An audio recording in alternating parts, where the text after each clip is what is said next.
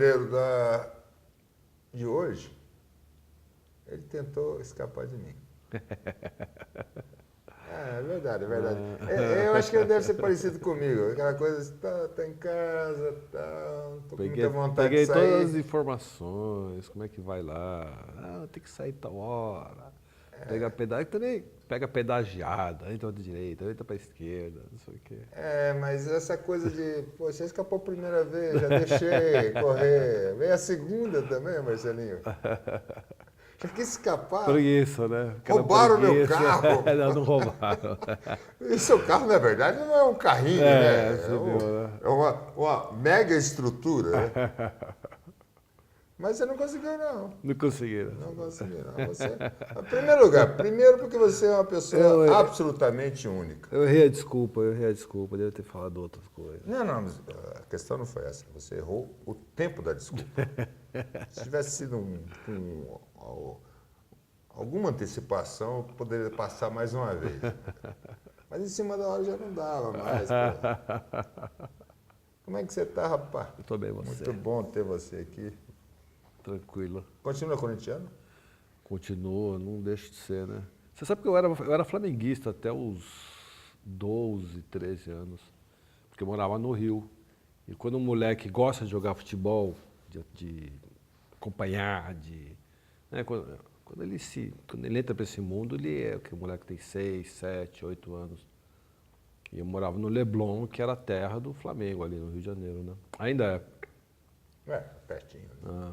Aí quando eu fui morar em Santos, e meus primos todos eram santistas, e quem jogava no Santos era Pelé, Clodoaldo, Carlos Alberto. Time, né? Time bem fraquinho. E a escola era ao lado da Vila Belmiro, então eu ia lá comer pão de mortadela. Canal... Canal 1?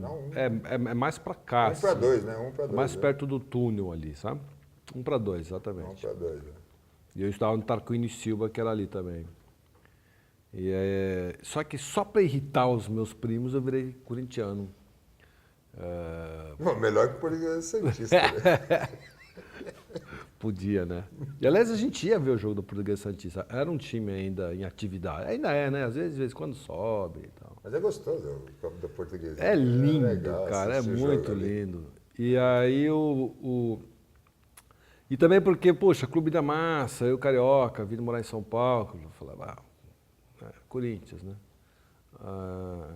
E foi um erro no início, porque era a época que o Corinthians não ganhava o título, né? Porque isso foi 71, 72, 73.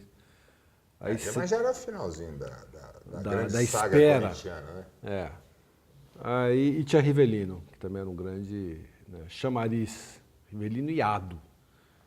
Se não era um grande goleiro, era bonito pra caramba, né? Um goleiro bonito. O goleiro tem que ser bonito, né? O corintiano reparou? acha homem bonito? Eu sou um corintiano pós-moderno. Sou um corintiano. Pós-moderno. Mas é engraçado, eu estava pensando nisso do dia. Goleiro, todo bom goleiro tem que ser bonito, né? Engraçado. Os feios ficam na reserva, né? Então agora, esse garoto do Avaí. Hoje mudou bastante. Antigamente. Leão. Existia já um certo estigma para goleiros, né? Porque antigamente o goleiro não sabia jogar, né? É verdade. Era o cara que. Hoje você tem goleiro que faz até gol. É verdade. Mas você repara como ele sempre é um cara.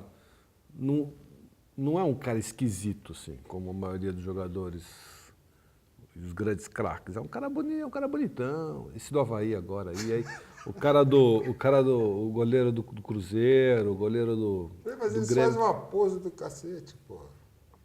É que nem manequim de vidro. Pra aguentar 3 paus tem que ser bom.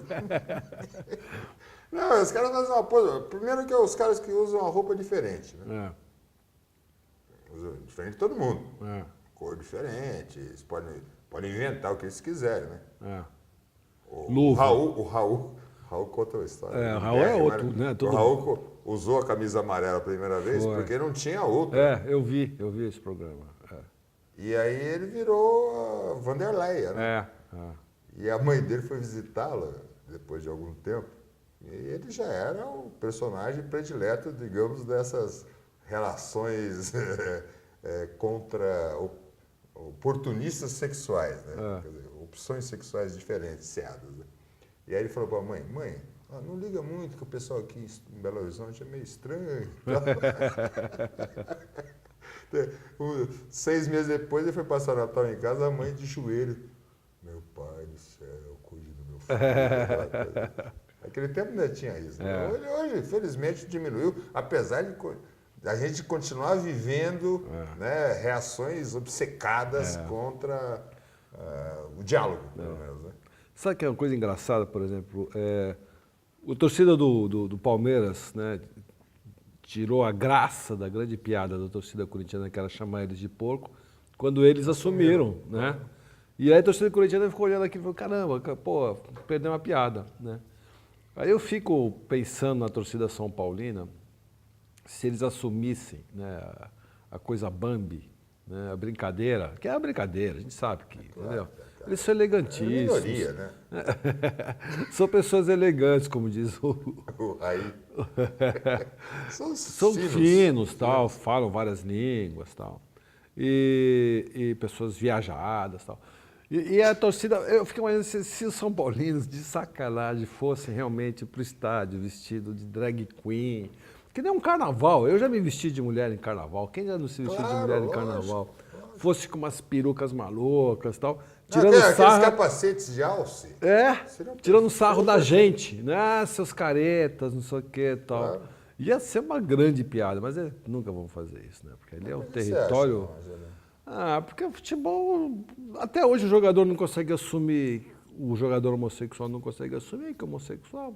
Mas tudo bem, mas o jogador é o meio lá embaixo. O de vôlei consegue lá, o menino do vôlei conseguiu. Mas de alguma forma é discriminado também. Discriminado, né? mas joga, tá no time, o time do Oi Futuro, né? Vestiu camisa com arco-íris, foi um escândalo quando a torcida do Cruzeiro ficou xingando ele.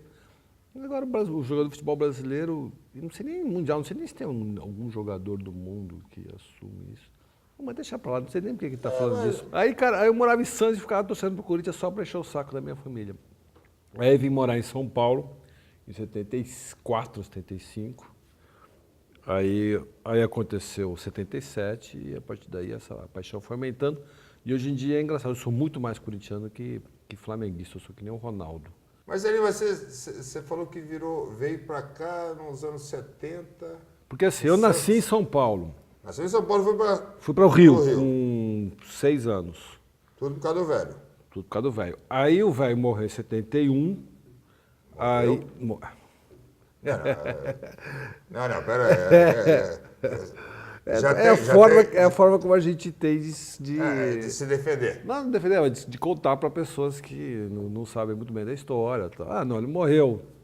Você tinha quantos anos? Tinha 11 ou 12. Tinha 12. Te incomoda descrever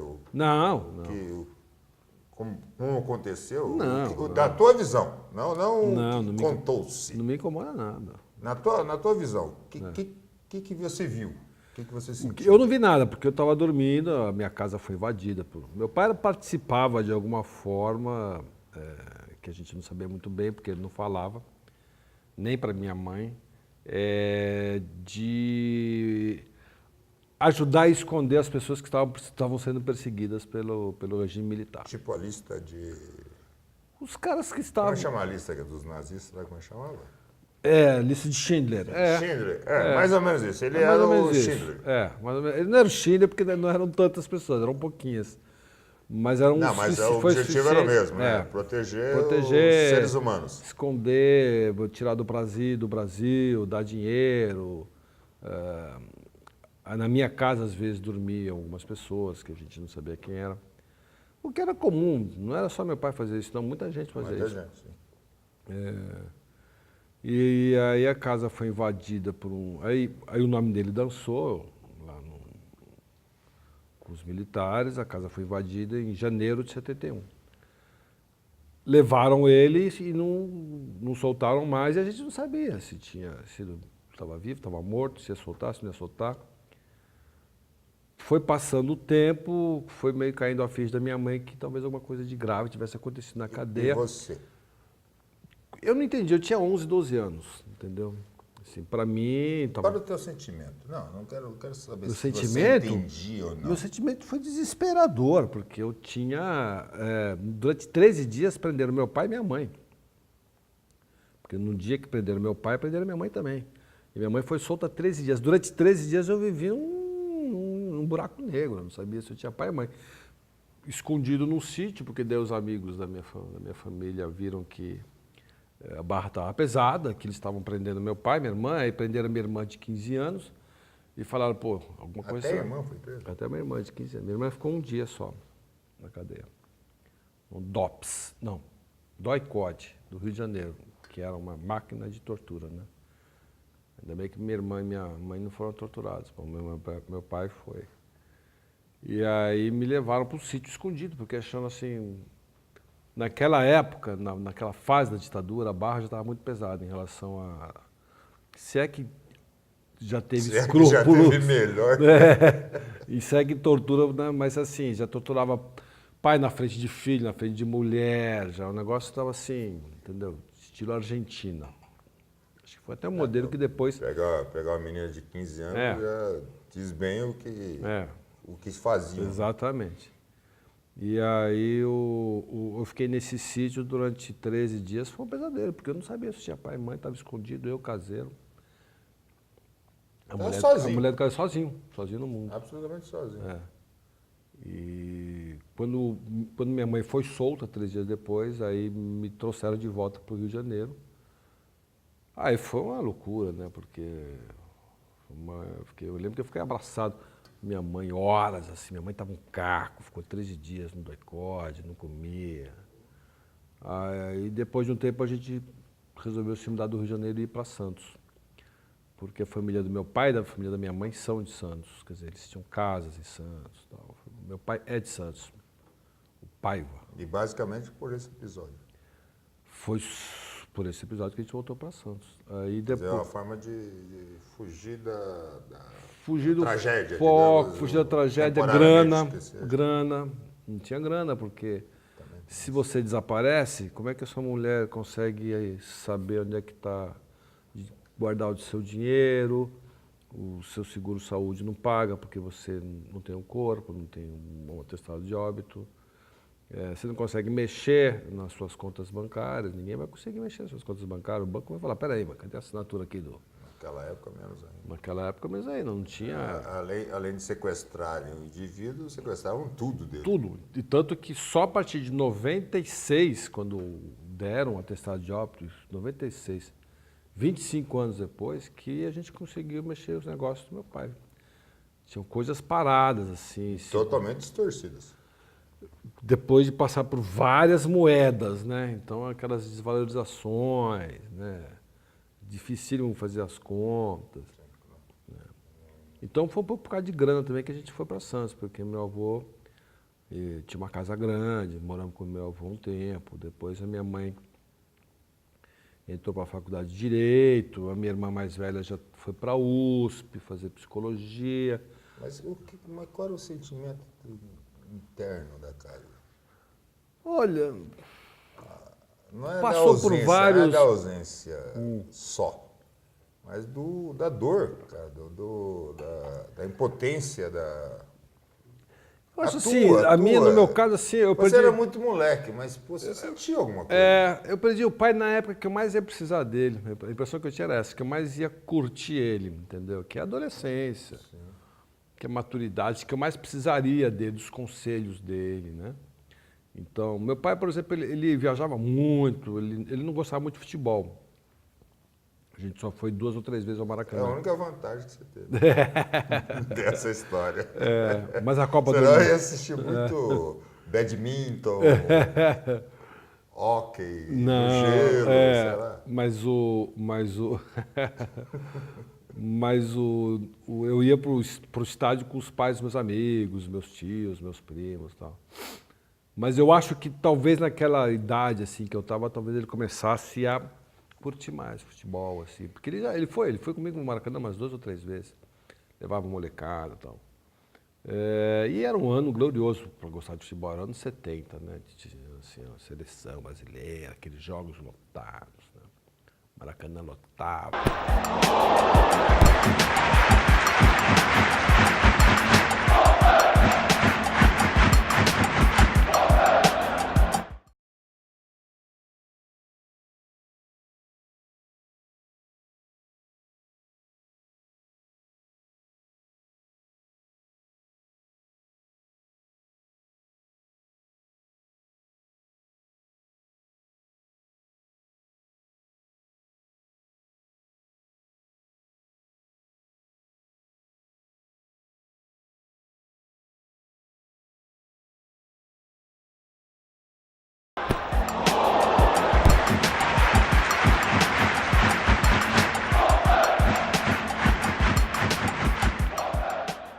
Você é um, você é um cara que tem necessidade de espaços determinados, quer dizer, caminhos bem feitos. Como é que dá para andar em São Paulo nas calçadas que nós temos? Não dá. Você tem que virar carro. Eu viro o carro, eu vou pela rua. E olhe lá, né? E vou pela rua e Olhando para baixo. olhando para os lados, para baixo, para cima, para trás. E estádio de futebol? Melhorou. Mas mesmo assim eu tenho que parar o carro na rua e ir pela rua. Olha a coisa mais maluca que acontece, por exemplo, no Pacaembu. Quando tem jogo no Pacaembu, não interrompe o trânsito. Interrompe o trânsito da Praça Charles Miller ali e tal, que eles não querem bagunça. Mas o trânsito não interrompe. Então acaba o jogo assim, sei lá, 30 mil pessoas saindo para as ruas e o carro passando, o caminhão, busão passando. O cara tem que atravessar a rua, não consegue. Os caras param, aí fica aquela tiazinha, você fala, tiazinha, o que que você enfiou esse carro aqui essa hora? Não tá sabendo que tem um jogo hoje aqui, né? Agora, o estádio do Pacaembu está Eles muito são bem. tão incapazes, eles não conseguem isolar. Não, é incrível. É incrível. O estádio do Pacaembu para o cadeirante é ótimo. É muito bom. Aliás, o nosso local é um dos É o melhores. melhor de todos. O Morumbi era muito bom, aí construíram um camarote em cima do lugar onde ficavam os cadeirantes. Agora, não Ninguém sei nem enxerga. onde é. Eu também nunca mais voltei ao Morumbi porque o meu time não joga mais lá, né? Eu voltei no jogo Tá certo, tá certo. É. O do Palmeiras era bom, eu fui uma vez ou duas. Quando entrou uma lei, né, em vigor em 96 de acesso urbano, né, acesso para deficientes, tal, banheiro, rampas, etc. E aí a gente fez uma ONG e tal, os deficientes, e a gente se comunicou à prefeitura, né, falou, a gente pode processar todo mundo agora, inclusive a prefeitura, né. Não, vamos fazer uma ação conjunta, etc. E tal. Aí nós começamos a fazer umas blitz, né, em baladas, boates, cinemas, shoppings, não sei o que e tal. E começou a multar, aí o pessoal começou a adaptar. Que é o ideal, entendeu? Porque não precisa ter um pedacinho assim, só para os cadeirantes. Tem que ter um pedacinho aqui, um pedacinho ali. Mas como é que foi a tua reação ao acidente? O livro, ele é muito Também claro. é outra coisa que eu não sabia o que ia acontecer, entendeu? Porque, tipo... Mas como é que foi a merda? A merda... Como é que aconteceu? A merda foi porque eu estava num fogo, estava num churrasco de fim de ano com os meus amigos, e eu tava um pouco de fogo, e aí eu fui me dar um mergulho no lago, que não era um lago, era um dique, que existe até hoje. Uma represinha. Uma represinha, tem até hoje, ali na Rodovia Bandeirantes. Aliás, é incrível, uma vez meu carro fundiu, motor, estava indo para São Carlos, meu carro fundiu o motor. Quando eu olho para o lado, exatamente em frente ao laguinho, local? mesmo local. Nossa, Falei, não é possível. Falei, até escrevi um negócio uma vez. Falei, não é possível, esse local me que persegue. maluquice. Que Aí maluquice, cara. E fundiu o motor ali. fundi o motor ali. Olha, de novo? De novo, no mesmo local. Primeiro fundi o corpo, agora o motor. Eu fui dar um mergulho, aí pum, bati a cabeça. E eu não sabia o que aconteceu. Eu tava, entendeu, assim, de repente no hospital e acordando no hospital. Eu achei que não fosse nada grave, porque uma hora você Não, tá... você não lembra de nada depois de bater a cabeça? Lembro, bati a cabeça e fiquei completamente lúcido, estava quase me afogando. Aí um Mas professor, não conseguia me movimentar, cara. Aí o professor me desvirou, eu falei, porra, cara, não consigo me movimentar. Eu achei que fosse algum reflexo da bebedeira, alguma coisa assim e tal. E aí me colocaram numa Kombi, não sei o que e tal. Eu acordei no dia seguinte, com a minha mãe, já não sei o quê. E todo mundo sabia que era muito grave, menos eu. Entendeu? Eu achei que fosse uma coisa à toa, tal, não sei o quê. É porque não dá pra você chegar pra um cara e falar assim, você ficou paraplégico, tetraplégico, não é porque os caras não sabem. Mas é, Porque pode ser coisa, né? Você pode vai ser que falar volte. amigo, ó, sua meta saindo outra vez, você vai levar uma porrada, né? Pode ser que volte alguma coisa, entendeu? Pode ser que que a medula... E era muito em cima do Muito em fato, cima, né? Tem que esperar um desinchaço na medula, tem que esperar ver como é que foi essa lesão, se foi uma lesão completa. C5, C6. Um pouquinho mais embaixo seria C6, um pouquinho mais em cima seria C5. É no meio termo. Que para os leigos é cervical, né? Entre a quinta e a sexta vértebra, que é muito importante por causa das mãos e dos braços. C4, por exemplo, o cara não mexe os braços. C4, C5, mais para baixo. Mexe o ombro. C5 mexe alguns movimentos. C5, C6 mexe outros. C6 mexe alguns. C7, acho que nem existe C7. Ou existe? Tem? C7, o cara não tem praticamente nenhuma sequela no braço, aí passa CT. Para baixo. Torácica, 1, 2, 3, 4. Depois lombar, L1, L2, L3, L4. Você chegou a estudar isso? Porra! Eu sou médico da minha família. Eu lembro do meu pai teve Parkinson, né? É. E a hora que ele descobriu que tinha Parkinson, ele virou um leitor, assim... Total, né? Absolutamente chato, que ele me cobrava o tempo todo, tudo que ele lia. Só que ele lia tudo que era leigo. Mas pai, não é bem assim, então. Era difícil explicar. Mas é natural isso. Natural, eu sou médico da minha família. Você vai atrás de informação. Virei hipocondríaco, lógico, conheço todas as doenças. Se alguém fala que está com uma doença, eu começo a também ter sintomas de doença e tal. Virei especialista em doenças. Estudou, Escuto com meus médicos, está errado isso. Estudou. Isso não dá certo. Vários, já entrei em debate com vários. Eu tenho dificuldade, inclusive, para achar um médico, porque os caras, entendeu? Eu entendo, em algumas coisas eu entendo mais. Não, mas é natural isso. Você vai atrás da informação. Nada mais importante do que essa informação para você, pô, naquele momento. Só tem um quadro obrigatório aqui. E você pode pensar à vontade aí. Que é uma citação. Um texto, e é sempre uma surpresa. Um texto, uma poesia, autor. O meu não é nem um autor, o meu é uma sabedoria popular. Ótimo. Domínio público. Domínio público. Que para mim, assim, depois que eu sofri meu acidente, que eu vi que eu poderia ter morrido no acidente, acabei não morrendo, e que eu tive que começar do zero e tal. O meu ditado popular é o mais óbvio possível, assim, a vida é uma só. Então, todo dia eu acordo de manhã, eu falo, a vida é uma só. Eu vou viver esse dia intensamente, vou fazer aquilo que tem que fazer hoje, faço, não vou adiar para amanhã. Né? Não sei se é uma citação bonita. Brasil, brasileiro. Não é bandeira. É assim que devemos viver. Mas para mim a vida é uma só. Obrigado, parceiro. Da próxima vez eu vou te carregar. Vai carregar onde, cara? Eu vou te buscar. Não. Tadinha, cara. É lá.